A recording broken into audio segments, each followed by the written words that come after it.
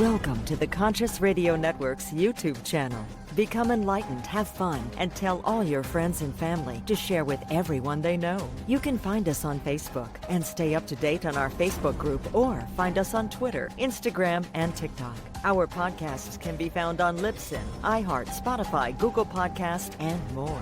Most of all, remember to go to our official website at consciousradionetwork.com for podcasts, hosts, future shows, and scheduling. We also want to welcome our international audience. Don't stop now. Enjoy the community. Subscribe today.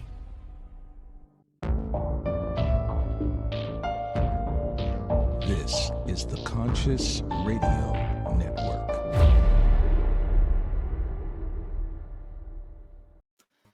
Good morning, afternoon, or evening, wherever you might be on the spaceship we call Earth. Welcome to Conscious Radio Network's weekly series, The Seance. I'm your host, Reverend Dr. Paul Meckes. If this is your first time tuning in, please click subscribe, like, share, comment, and also don't forget to listen and follow wherever you listen to your podcasts. Today, the Monk Mindset Method. Our guest, he was born into a family of yogis. But for most of his childhood, he took spirituality for granted. Everything changed when he was 16. His father offered to pay him $100 to read the ancient wisdom text of the Bhagavad Gita. Eager to become a rich teenager, he accepted his offer. That was the pivot that changed his life and perspective. With a burning desire to dedicate his life to living and sharing spiritual wisdom, he became a monk on his 18th birthday. However, with so much more in his bio, it wouldn't leave us room to do the interview. Let's welcome to the show for the very first time, Madhu Das. Namaste. Thank you. Namaste. So grateful to be here with you. I have so much appreciation for you for creating these opportunities and spaces for us to actually talk about life-changing topics. Yes, and the seance and this platform, this channel, which is growing exponentially, has got so much room for people such as yourself, and I am honored for you to be in our presence today. Ditto. Awesome. And I do have a copy. That is the exact copy. The softbound Bhagavad Gita as is by A.C. Bhaktivedanta that my father gave me $100 to read. Wow. That is awesome. Let's go back in time. Give us a little bit of a backstory on that. Well, if your parents do something, you immediately have to rebel, isn't it? It's just natural. It's like, my parents were into spirituality. And when I say yogis, not necessarily so much the physical yoga, but more in terms of the metaphysical practices from the ancient yoga literatures, which yoga literally meaning to unite or to connect. We still have the cognate word yoke in English, coming from the Sanskrit yuk, which means to link up or to connect. And so they were yogis and chanted mantras. Anyway, did what I thought was very strange practices. And then when I was 16, as you mentioned, my dad said, there's one last attempt to try to get me someone interested. Give you $100. And, I really needed that $100. Yeah. And it was a big deal for us, actually. We didn't have much growing up. And so $100 was like, all right, I'll read the dang book. And then everything seemed to change. A lot of answers I had questions to, and then even answers that I didn't have questions to. I came into my awareness. Yeah, it's a powerful book, very powerful. And now, where you have a website, which is actually scrolling at the bottom here, the Madhu Life. What does that have to offer, and how did you build that up? Sure. Well, we took a lot of the tenets from the ancient yoga literatures, like the Bhagavad Gita, which, by the way, it's only 5,000 years old. That's it. We took these ancient principles of Vedic arts and texts, or again, the sciences that are taught in these ancient yoga literatures, and we bring them into relatable, palatable habits and practices. And so really what that means is, number one, supporting our physical and mental health in a holistic and sustainable way, not just doing a fad diet and crossing your fingers, hoping for the best, but rather how do I actually live a fulfilled life in terms of my physical and emotional and mental health, as well as balancing that with my spiritual practices while making enough money to comfortably maintain myself and give substantial amounts of charity for other types of living entities. So we consider everything holistically. We don't just do business, and we don't just do health, because you need a few dollars to live in this world. And if you have a few bucks and you have good health, then you can do what's most important, and that is to go deeper than just the body, and that is go to the self, the soul, the unit of consciousness, and connect on a very deep level. And so that is the stage. First, make a little money doing what you love, or a lot of money, and then get really healthy so that the brain cooperates and the mind cooperates so you can actually start to meditate, and then go into deep aspects of our spiritual practices, which is really getting in touch with the dormant supreme nature of the self. Yeah. Yeah. Now, back 5,000 years ago, these Vedic practices was normal. I mean, we probably weren't living such a high-tech life back then, and it was something that a lot of people had time to sit down and actually practice and do and live. But nowadays, it's such a crazy world, and people are probably asking, okay, well, the question is translating this, does it require a translation into today's times, or has it really gone unchanged as far as the practice itself? I think it's a combination of both, whereas the concepts haven't, say, changed. In other words, the teachings themselves haven't necessarily been modified in the last several thousand years. But even 5,000 years ago, 500 years ago, 5 minutes ago, we're always dependent on some forms of translation, because really what that means is taking a concept and being able to present it in a palatable, accessible way for the listener. And so these concepts have never been presented outside of the realm of learning them from authoritative sources. In other words, finding somebody who can translate, even if it doesn't mean from Sanskrit to English, or fill in whatever language we're referring to.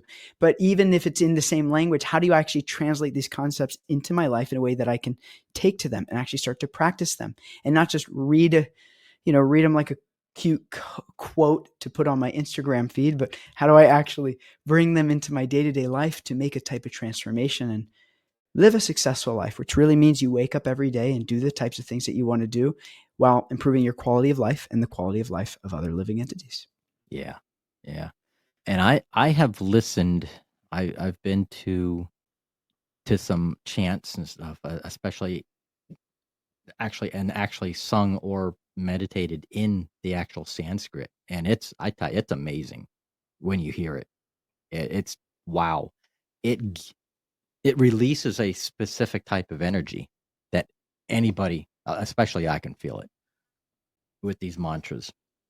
Now, do these mantras with that are sung in Sanskrit? I know the answer to this, but getting into the metaphysical aspect, that these particular words, these sounds, the way they're sung in Sanskrit, the ancient text, give off specific frequencies that can change cellular aspects within the body or whatnot. Yeah, unfortunately, with instruments that we now have with technology, we can actually test that, and we can see many studies that have been done of how not only our mind can change from these mantras, but from a cellular level, literally our biology changes. And it's because sound carries consciousness. Even if we listen to sounds of, if you listen to a horror soundtrack, all of those sounds, you can see someone's physiology change. And this, as the central nervous system gets activated to our fight or flight sympathetic arousal response, and the heart rate increases and fear starts to creep in. Where similarly, there's other sounds, listen to that happy soundtrack that you listened to when you were a kid, being rocked to sleep, and it has the opposite effect. So all sound carries consciousness. But then the amazing thing of the mantras, as you so eloquently alluded to, is they not only create a cellular benefit where you feel better and the body changes, but we're bringing in sound vibrations that are quote unquote not of this world. And the way the ancient yogis explain it is divinity has unlimited names. There's unlimited ways to approach and call out for divinity. And these ancient Sanskrit mantras, they are different divine names. And so whether you chant it in Sanskrit or English or you fill in the blank, whatever language it might be, there's different ways of calling out to divinity. But what makes Sanskrit unique is that it's a metric language, which means it's different than, say, in English, we say tomato, tomato. We've all heard that. But in Sanskrit, every single syllable is accounted for. So an example might be, instead of saying something in English, I'll just give you mantras like Om Namo Bhagavate Vasudevaya, where in Sanskrit, every single syllable, there's a specific way to pronounce it and a specific cadence. And so for preservational purposes, it's so helpful because the way it was chanted 5,000 years ago and the way it'll be chanted in 5,000 years is the same because the way the language is put together. Wow. Now you have this method that you've created. It's called the monk mindset method. What is this? It's functionally a systematic approach to train the mind to cooperate in favor of your goals. In other words, the mind can be the best friend or the worst enemy. To the extent that we can teach the mind to, again, the word we use is cooperate. We don't necessarily, you can't force it to do anything, but we get it to cooperate to propel us in the direction of our dreams and of our goals. To that extent that we can get it to cooperate is to the extent that we will be successful in achieving said goal. And so the monk mindset method is a formula that I learned and then further developed and expanded upon while living in the monastery for 5 years on and off of India and different monasteries throughout the West, for how we can sustainably hit our goals and not just write them down and hope for the best, but really how do we change ourselves from the inside and start to master the mind so that externally through our habits, practices, character, and values that we project in this world, how do we guarantee success in the goals that we want? It's kind of like a law of attraction, mind over matter, ask and you shall receive, knock and the door shall be opened unto you. I mean, there's so many different phrases out there. Is being able to control the world, I wouldn't say the world around us, but to be able to sort of regain our power back and learn how the secret of gaining control over life. Yes. The most powerful and dangerous weapon in the world is the mind. And it's the only thing within our control, actually. What else in this world is actually in our control? The mind is the most important thing that we can spend time with, developing a friendship with, to get it to cooperate. Because, as you mentioned, to the extent that we can do that is the extent that we're actually going to live a life that's free and not bound by the conditioned default functions of the mind. Yeah. And there's so much stuff out there that we don't have control over. And that's what people get so wrapped up with. I don't have control over this. I'm like, don't worry about it. Don't worry about the things you don't have control over. And most of us should already know what most of those are, except for this. And granted, you could probably agree with this, that our mind does have a mind of its own. and kind of learning how to control this and kind of, I would say keeping it in check. Great way to put it. Sort of yeah, absolutely. Yeah, which is tricky. So it definitely takes time. Like anything worth living for, right? It takes time to develop. But the cool thing is, what else in this world is there worth developing than control over the mind? Because, as you really well expressed, that since we're not the mind, we can change it. And we know we're not the mind because we can witness it. We can observe its fluctuations and then we can change it. And so we can see that we're different than the mind. And just like we're different from the body, we might identify, I'm Madhu, from Southern California. And anyway, I could list all of the external designations. But ultimately, I know I'm not the body because if I lost my arm, am I less of a person? No, of course not. Every single breath, I'm taking a new breath in a new body. You can't breathe in the body twice because every cell is changing at every second. Every 7 years, every cell in the body is completely regenerated. So you're reincarnating every 7 years. So the body around me is changing, and I can see the mind is also changing. So the real me, or the self, the unit of consciousness, the soul, whatever terminology we want to give, the thing that is intricately divinely connected, that's witnessing the mind and that's witnessing the body, we can actually start to gain that control over the mind, which then gains control over the body inevitably. Oh yeah. So what are the what are some of the principles, the first steps into starting to gain control of one's life and taking control over this? Yes, we have to have a game plan. Nothing happens in this world randomly. Everything is coming from intelligence. So every single thing we can see in this world, we might think it's random, but that's our lack of understanding of how, say, the laws of the universe function. And so everything works with intelligence. And so what that means is we must go to a conscious place and start to figure out what exactly is it that we want to be doing in our life, first and foremost, because unless we connect the direction we're moving in our life to a real desire, it's not going to get us far. As long as we do things that we think we should be doing, there's only so far we can push that vehicle per se. We need to connect it with intrinsic desires, things that are unique to our psychophysical nature and the things that we want in life. When I say desires, I don't just mean the cool car or whatever it might be. It also means like, how can I actually be a contributor? How can I actually be of service? How can I actually change the lives of others as well as the life of myself?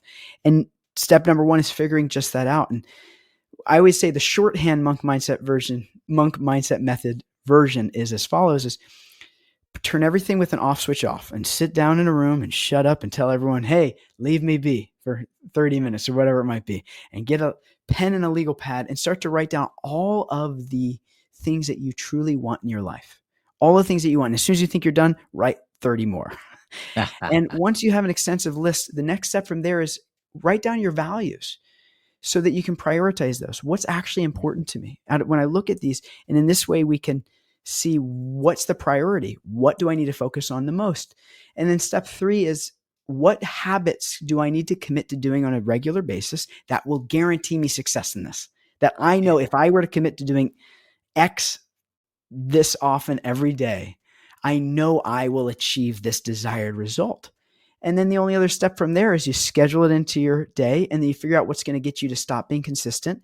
And then from there, we have various protocols of how to stop stopping per se, and how to build consistent habits. But step 1 is write down what you truly want. Number 2 is, what are your values? What's actually important to you? And then prioritize those desires. And then 3 is, write down the habits that you know will get you to at least closer to achieving what you want. And then start to schedule it into your day, and then just don't stop. That's where we get into more nuance, of course, but then just don't stop. And if you simply do that, the worst case scenario is you know what you want in your life and you have a clear vision of how to get that. But the best case scenario is you also achieve those things that you want. Yeah. How important is meditation in one's life? We are what we meditate on. You know, people say you are what you eat, but you are what you contemplate. You are the sounds that come in that you listen to. You are the things that you watch and the content you put in. Just like, this is why we watch, Conscious Network, because we want to put quality content into the brain. So we are what we eat and what we watch and what we hear. And so we're constantly meditating on different things. Really, meditating means a fixed contemplation on a particular topic. So meditation is actually quite natural for all living entities. The question then is, how do we meditate on things that we haven't yet developed a taste for or a natural proclivity towards? And so as soon as we can start to adapt practices where we fall in love with meditation, and specifically now I'm talking about meditation in the form of that which helps us learn how to control the mind, so it's not controlling us. Yeah. To the extent that we can develop a commitment and discipline, which will ultimately, hopefully, help us fall in love with the meditation practice, we can have freedom. We can have freedom in our life because we're not bound by the fluctuations and the reactivity of the mind. And so it's essential. Everyone does it all the time. And then the real question is then, how do I start to integrate meditation in my life so that I can fall in love with it and do it every day, like I shower or like I brush my tooth? No one has to say, you have to go shower now. You're like, I'm just going to go shower. It's just part of my habit. It takes time, it takes energy, it takes effort, but it's worth it. And we want to integrate meditation in a way where it feels like brushing our teeth or sitting down to eat breakfast. Yeah, taking a few of those moments out every day, whether it's in the morning, midday, before bed, either or. But I run into a lot of people going, man, I can't seem to meditate. I can't get into that, state of mind. I'm like, you just keep trying. A lot of us, sometimes too, most of us meditate and we don't even know it. It's called daydreaming. Yep. Absolutely. Well said. And yeah, the thing with meditation too is it's like, when's the best time of the day to drink water? It's like as often as you can. So when's the best time of day to meditate? It's like, as you pointed out, it's just a matter of taking a little time. And I always tell people, if you say I can't meditate or I tried it doesn't work, you just haven't tried the right meditation. I know that was my case for years, up until finding the meditation I still do and I've done for well over a decade now. Mantra meditation. I always thought, oh, meditation doesn't work. Oh, it's boring. I hate this. And so I always tell people, you just haven't found the right meditation yet, because every mind has different ways it needs to be engaged according to its conditioning. And so finding a way to actually engage it with, in my opinion, ancient meditations that people have been doing for many tens of thousands of years, if not longer. We want to find those practices. And then we start with like a minute a day. And then once we do a minute a day for a week, we do 2. And then we do 5. And then we do 10. And we slowly but surely move up, just like working out. If you got to start working out, like, don't start going to the gym for 2 hours a day. You're gonna, if you're like me, you'll start crying quickly and be like, oh, I'm going to get out of this place. But no, it's like you do, could we just take a walk around the neighborhood for the first week? And then maybe what if we just start to like lift those 5-pound weights? And like this, we just gradually, slowly strengthen the muscle of the brain through the meditation process. And there's definitely meditations that are more accessible than others. That's for sure. Oh yeah. Yeah. And repetition, the more often you do it, it gets comfortable, so to speak. You get used to it, and then you can, I think the longest I've done was probably about an hour. Like, amazing. Almost lost myself in that one. So how can people reach you? Well, on all platforms, madhu.life. It's madhu.life. That's on Instagram. That's on LinkedIn. That's our website name. On any platform, madhu.life, it's there. And we make all of our content free, actually. So with our business, it doesn't make a lot of sense. Somehow or other, we sell all the implementation. People who don't want to do it themselves, but we give away all of our content for free. That's from mindfulness and meditation to yoga and Ayurveda to our conscious closing systems of showing people how we grew our holistic business in multiple 7 figures. And in this way, how can people actually start to increase their quality of their life? And we just give all that content for free. So if anyone finds me on any platform, really, and sends me, how about this? What you have to send me the word seance. Let's do it. Send me the word seance. And then not only will I gift you access to our free community with more courses probably than you know what to do with, but I have a specific exercise that it's not there that I like to gift you. Only those who are coming through this podcast, that is. Yeah. I have a specific one which is dedicated towards what we call it, like, how to improve one's consciousness. In other words, how does one become more of a conscious entity?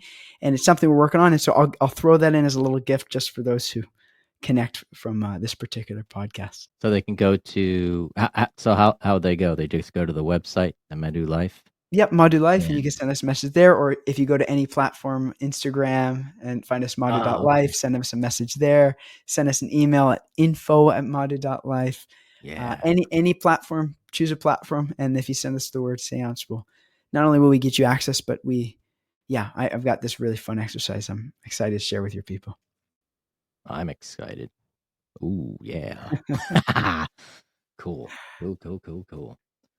So everybody, don't forget, go find them on Facebook, Instagram, website, any of the platforms. And you do have a YouTube channel. Yes. I believe. Comment something. Hey, I saw you on the seance. You don't, just have the word seance somewhere. Yeah. As long as you say seance, I know it's coming. Yeah. From here. Yes. Put it in all caps or something like that. Make it stand out. Yell it. And you'll have something special come your way. Oh yeah. Before we end the show, I want to give you a few minutes as a takeaway. Give it a takeaway for our audience today. Well, one thing I always like to share is that if you want happiness, look towards service. Everyone, especially while I was a monk and still to today, everyone says, I want to be happier. I want to be, I want to live more bliss in my life, etc. And the easiest, quickest, most efficient and real path towards happiness is developing a life of service. And what that means is always asking ourselves the question, how can I serve? How can I serve? And that doesn't mean you serve from a place of lacking, where a drowning lifeguard can't save anyone. So if you're not in a strong place, of course, get strong and then serve. But wherever you can in your life, contribute, because taking never provides happiness. Contribution and sharing and serving, that's what makes someone happy. And if you don't believe me, you got to try really hard to see if it works. And so if you want happiness, lean into service. And then if you want purpose, lean into divinity. And the cool thing is, if you lean in and pick up that phone per se and say, hey, help, you're never left on the ringer. The other line always picks up. And so happiness, go towards service, and fulfillment and purpose, look up. Oh, yeah. Yeah. We definitely don't look up enough. We're always looking down, especially today. We're always looking down at our phones and the ground and stuff like that. We're never looking up the sky. There's a lot up there. Believe me. I've seen it. We're missing a lot. And Yes. And I definitely do agree. Being of service, we're all naturally social creatures, and we are here to help one another and being of service to one another. And hence, this show is a service to everybody. There is something here for everybody, every walk of life. So, couldn't say it any better myself, my friend. And you're a great exhibition of what that looks like. And I appreciate it. I appreciate it. Now, your travels. I mean, you've been everywhere. I mean, too many places. Yeah. Now, I was in China and went in China and Cambodia. I went to the Buddhist temples in Cambodia. I went in Angkor Wat. Have you been there? I actually haven't been to Angkor Wat yet, but yeah, very familiar with it. I gotta say, go put that on your list. Yes, And it's certainly. still active. It's unbelievable. The energy of that place is just wow. And then the Buddhist temples in Shanghai, really cool, really cool. Yeah, it's amazing. You go to these places where people have dedicated through long hours, days, lifetimes to these practices, and so that energy is palpable when you go to these places of fixed attention and determination. Yeah, certainly. And those are places. It just has an energy that you don't pick up or feel it anywhere else. I mean, you can go to a monument somewhere and just go, oh wow, look at that. You just don't feel anything. It's that energy. You go to a Buddhist temple that's been there for hundreds, if not thousands of years, and you just stand there. You don't have to do anything. You just stand there. You could just feel the energy. It's hard to explain it. It's crazy. We'll have to do a field trip all together. Yes. Yeah, Madhu. Namaste, my friend. Namaste. Namaste to you, my friend. Thank you again for creating such an opportunity where we can actually have these types of discussions. And, I'll just share that if you guys heard anything today, the best way to keep it fresh in the mind is share it with someone else. Start with that service. If you heard something that you're like, you know what, I want this to stick with me. I want to keep these ideas with me. All you got to do is start telling people. And then before you know it, people are going to start liking you even more. They go, hey, that person's a real catch. That person's a real thinker, And so I hope that you can all take some of this information as a stimuli to get further curious, because certainly that you all deserve more peace, more happiness, more contentment, more purpose in your life. And these ideas are just stimuli to trigger, maybe I should look a little more into this. And hey, like that book you held up in the beginning, that Bhagavad Gita as it is, that started me off. So what a nice... This and anybody wants to go check out Madhu.life. Yeah, there's a lot on that website. There's a lot. It's loaded with all cool Easter eggs, so to speak. There's all kinds of stuff hiding in there. And there's something else hiding if you reach out to Madhu and his staff with the word seance. Yes. There's some more magic coming your way, definitely. Certainly. Yeah, thank you, my friend. I really appreciate it. You're very, very, very welcome. Thank you, everybody, for joining us at the seance. And until next week, you all have a good one.